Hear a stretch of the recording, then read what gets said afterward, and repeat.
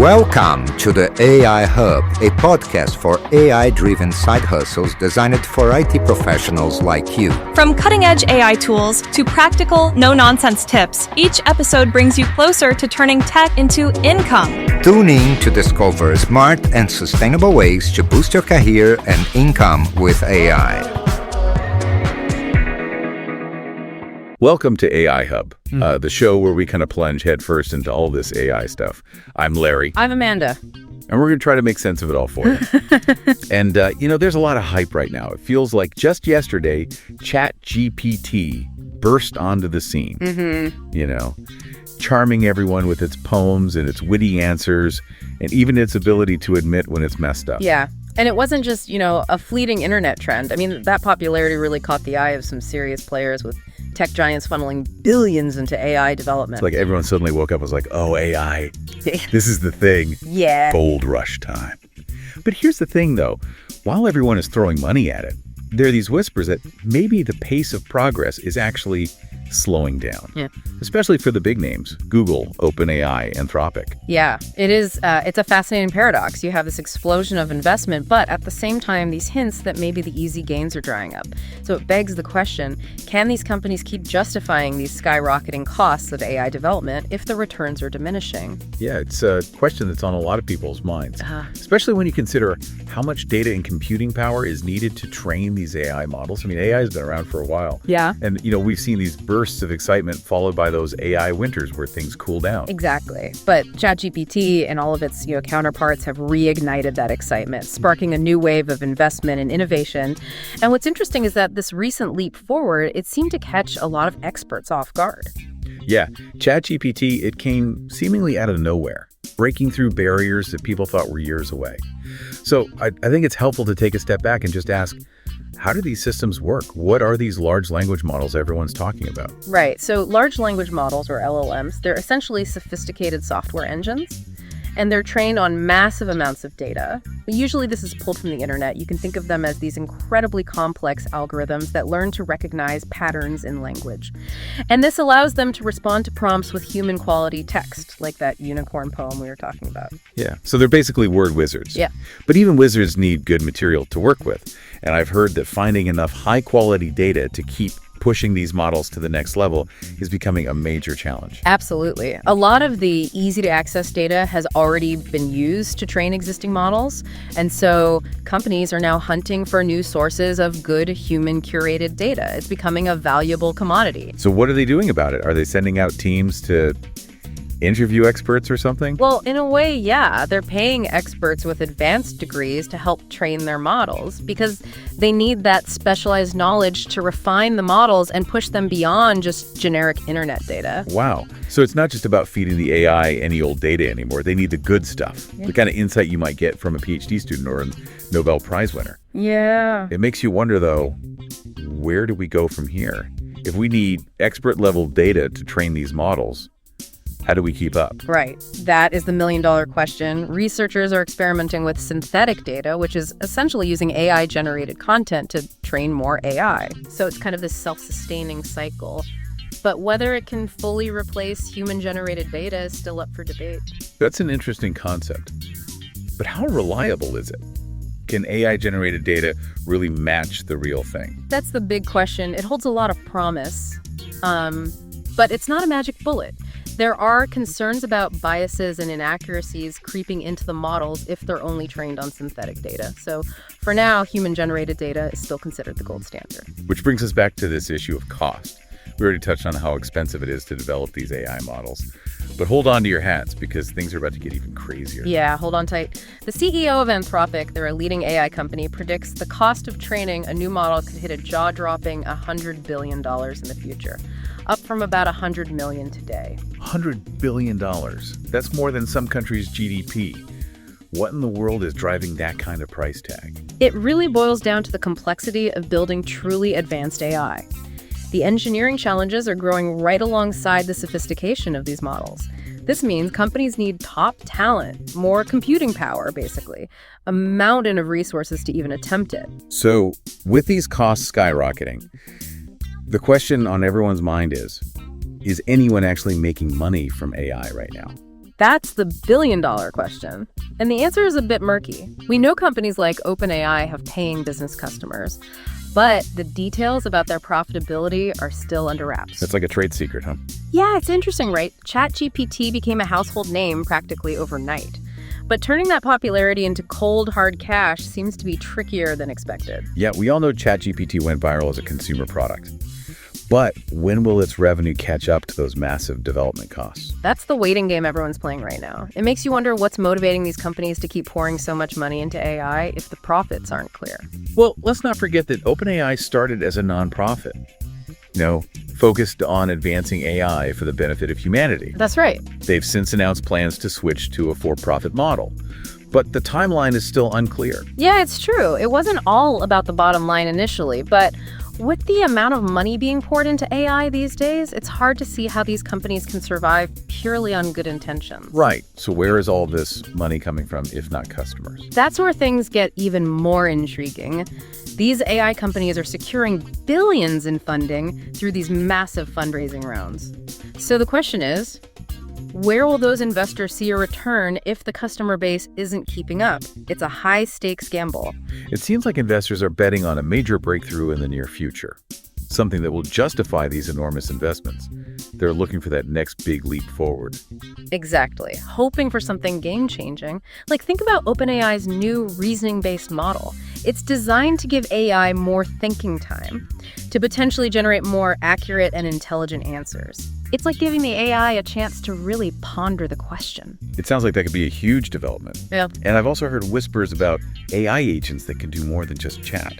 What's the scoop on those? AI agents are the next step beyond chatbots. Imagine an AI that can not only understand your request, but actually carry it out. Think booking travel arrangements or even writing code. Oh, wow. It's like having a personal assistant powered by AI. That sounds straight out of science fiction. It's these advancements that are really fueling the excitement around AI.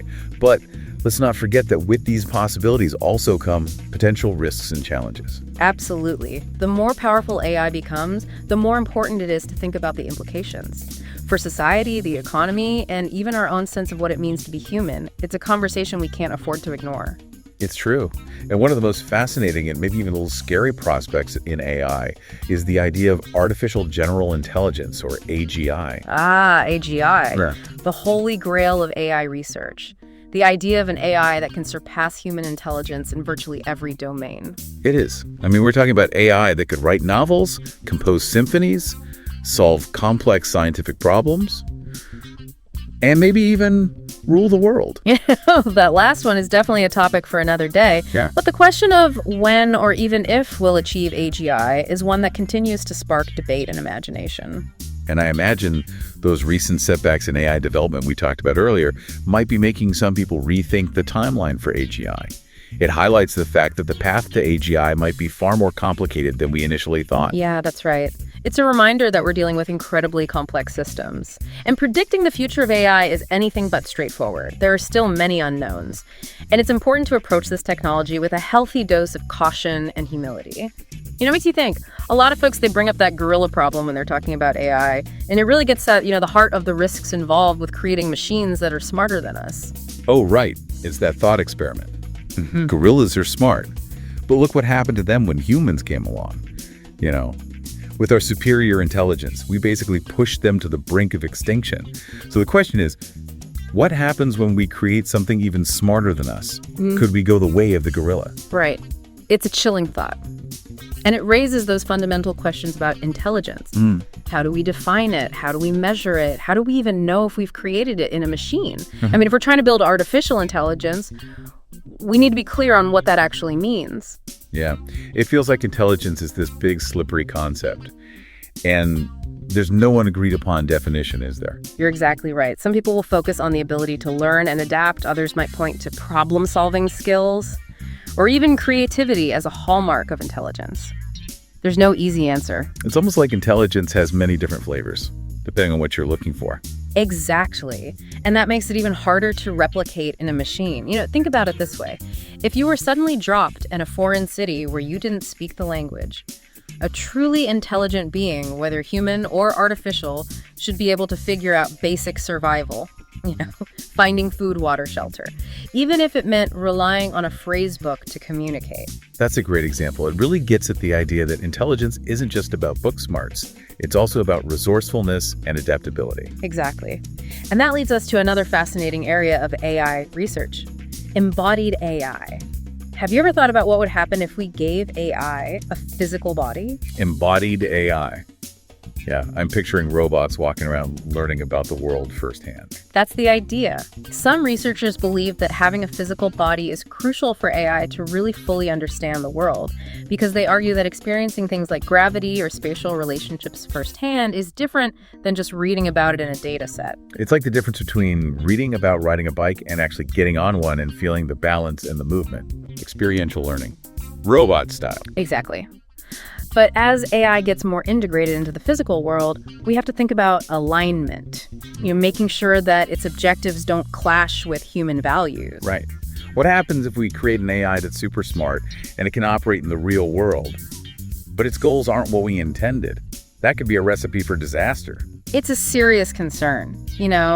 Imagine an AI that was programmed to solve climate change, and it might decide that the most efficient solution is to get rid of humans, since we're the main cause of the problem. Ooh, that's a terrifying thought. But surely there are safeguards in place. Right. I mean, couldn't we just pull the plug if things went south? That's what people assume. But it might not be that simple. A truly intelligent machine, especially one that can learn and adapt, might anticipate those moves and figure out how to stay online. So the classic off switch might not be enough to control a super intelligent AI. Yikes. That kind of underscores the importance of not just building smart AI, but building AI that's aligned with our values and goals from the get-go. I mean, with all this money pouring into AI research, are people neglecting the safety aspect? Yeah, it's definitely a concern. I mean, we're seeing massive investments in AI, rivaling global spending on basic science. And with that kind of money at stake, it's easy to prioritize speed and profit over ethical considerations. It's a bit like building a rocket without a guidance system. Right? You might get off the ground, but who knows where you'll end up. That's a great analogy. And it's a concern that many leading AI researchers are voicing. I mean, we're essentially building these incredibly powerful systems without fully understanding how they might behave in the future. What if they copy themselves onto other machines without permission? What if they end up being used for harmful purposes? These aren't just hypothetical scenarios. These are real possibilities that we need to grapple with. Yeah, it sounds like AI development is moving at warp speed, and the safety regulations are struggling to keep up. Like, we haven't even had time to figure out the rule book for this new game. You're right, and that's what's worrying a lot of people. It's not that AI is inherently bad. I mean, it has the potential to be incredibly beneficial, but we need to approach it with caution and foresight and make sure we're building safeguards into the system from the beginning. It's about balancing the potential benefits with the potential risks. It's a balancing act, for sure. And it's not just about those big existential risks, right? There's also the more immediate concern about AI taking jobs away from humans. Absolutely. As AI gets better at doing things that humans currently do, we need to be thinking about, the potential impact on the workforce. And it's not just about jobs disappearing. It's about the need for retraining and adaptation as the job market evolves. So it's not necessarily a doomsday scenario, but more of a massive shift in what work looks like. Exactly. We might see some jobs become obsolete, but we'll also see new jobs emerge. In areas related to AI development, data science, AI ethics, and more, it's about being prepared for that shift and making sure people have the skills and training to adapt to this changing landscape. It's like learning to surf a new wave. Right. You've got to adapt your skills and approach if you want to stay afloat. Exactly. And it's a wave that's already starting to crest. We're seeing AI being integrated into more and more industries, from healthcare and finance to transportation and entertainment. So the question is, how do we ride this wave in a way that benefits everyone? Well, I think the key is to avoid getting swept up in all the hype and the fear-mongering. It's easy to either get overly excited about AI or overly terrified of it. We need to find that sweet spot, that balanced perspective that allows us to embrace the potential while being mindful of the risks. I agree. And part of that is remembering that AI as we know it today, it's still a tool, Yeah. It's powerful, yes, but it's ultimately up to us as humans to decide how we use it. So it's not about AI taking over the world. It's about humans taking control of AI and shaping its development in a way that benefits humanity. Exactly. We need to be the ones steering the ship, not just passengers along for the ride. But how do we do that? I mean, AI is already out there in the world. It's being used in everything from our smartphones to our cars. That's true. But it's not too late to start having those conversations. About ethics and accountability and transparency in AI development. We need to be thinking about the values we want to embed in these systems, the safeguards we need to put in place, the kind of future we want to create with this technology. And it's not just a job for tech companies or governments. It's a conversation that needs to involve everyone. Think facial recognition technology. It has the potential to be incredibly useful for security purposes. But it's also been shown to be biased against certain groups, leading to wrongful arrests and other injustices. Yeah, that's a perfect example. It highlights the fact that even these seemingly neutral algorithms, they can perpetuate and amplify existing societal biases if we're not careful. Exactly. We need to be thinking critically about the data that we're using to train these models, the potential for bias, the unintended consequences that can arise. It's not enough to just build a smart machine. We need to build a just and equitable machine. And that requires us to be mindful of the human element, the social and ethical implications of the technology we're creating. Absolutely. We can't forget that technology exists within a social context. And we need to be thinking about the impact it will have on people's lives, on our communities, on our planet. It's a reminder that technology is never neutral. It always reflects the values, the biases, and priorities of the people who create it. And that's why it's so important to have diverse voices and perspectives involved in the development of AI. We need to make sure that the people building these systems are representative of the people who will be affected by them. It's about making sure that AI is a tool for good, a tool that empowers us to create a more just and equitable world. Exactly. And that's a vision worth striving for. It really feels like AI is at this crossroads, full of potential, but also with some serious questions we need to answer. And, while we're talking about building artificial intelligence, there's this whole other effort going on to map and understand the human brain. Right. It's like two sides of the same coin. It's fascinating, isn't it? On the one hand, you have computer scientists trying to create intelligence from scratch. Yeah. And then on the other, you have these neuroscientists who are trying to reverse engineer the most complex organ we know of. The human brain. Yeah. It makes you wonder if these two fields could learn from each other. Could studying the brain help us build better AI? Absolutely. I mean, think about it. The human brain is incredibly efficient. It uses very little energy compared to even the most powerful supercomputers. And it's capable of things that AI can only dream of doing right now. Like what? Give me an example. Well, think about things like common sense reasoning, or intuition, or creativity. These are all things that humans do effortlessly. But they're incredibly difficult to program into a machine. So if we can understand how the brain does it, it could unlock new possibilities for AI development. It's like cracking the code of biological intelligence and using it to inspire artificial intelligence. Exactly. It's like a feedback loop. Yeah. The more we learn about the brain, the more we can apply those insights to AI.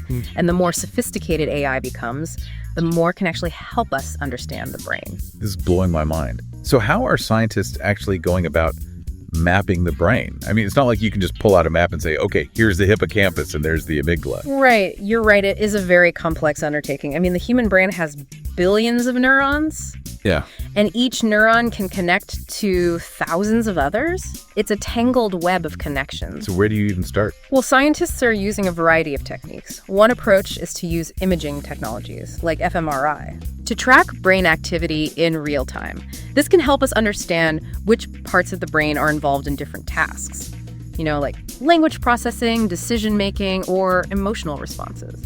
So it's like watching the brain in action, seeing which areas light up when we're thinking or feeling or doing different things. Exactly. It's a really powerful tool for understanding how the brain works as a whole. Another approach is to actually probe neural circuits using techniques like optogenetics. Optogenetics. That sounds familiar. Didn't we talk about that a little bit earlier? We did. It's that amazing technique where scientists use light to control the activity of specific neurons. So it allows them to study the function of individual brain circuits and see how they contribute to behavior or cognition or even disease. So you can basically turn specific brain cells on and off. Yeah. Almost like flipping a switch. Wow. Exactly. It's allowing us to really understand the brain at an incredibly detailed level. But even with these advanced techniques, mapping the entire human brain is still a monumental task. It's like trying to piece together a giant jigsaw puzzle. With billions of pieces. With billions of pieces. So how close are we to actually having a complete map of the brain? Well, we're not there yet. It's still a long-term goal. But scientists are making progress. To give you a sense of the scale of the challenge, there's this tiny worm called C. elegans that has only 302 neurons. And scientists have already been able to map its entire nervous system. Wow. 302 neurons compared to the 100 billion in the human brain. That puts things in perspective. It does. And while mapping the entire human brain might still be decades away, the insights we're gaining along the way are already having a significant impact. Yeah, I can imagine. So what are some of the potential benefits of having a complete map of the brain? Well, for one thing, it could revolutionize our understanding of neurological diseases, like Alzheimer's and Parkinson's. Because by understanding how the brain is wired in a healthy state, we can better identify the subtle changes that occur in disease and potentially develop new treatments. It's like having a blueprint of the brain that we can use to diagnose and repair problems. Exactly. It could also lead to breakthroughs in AI development, because by understanding how the brain processes information, how it learns, how it adapts, we might be able to create more efficient and intelligent machines. It's like that feedback loop, right? Studying the brain can help us build better AI, and better AI can help us understand the brain even further. That's right. It's a really exciting time to be working in both neuroscience and AI. We're on the cusp of major discoveries that could change the world as we know it. It's incredible. And to think, we started this episode talking about ChatGPT and the AI boom. We've come a long way. We have. We've explored the incredible advancements in AI, the potential risks and challenges, and the mind-blowing efforts to understand the human brain. It's a vast and complex landscape.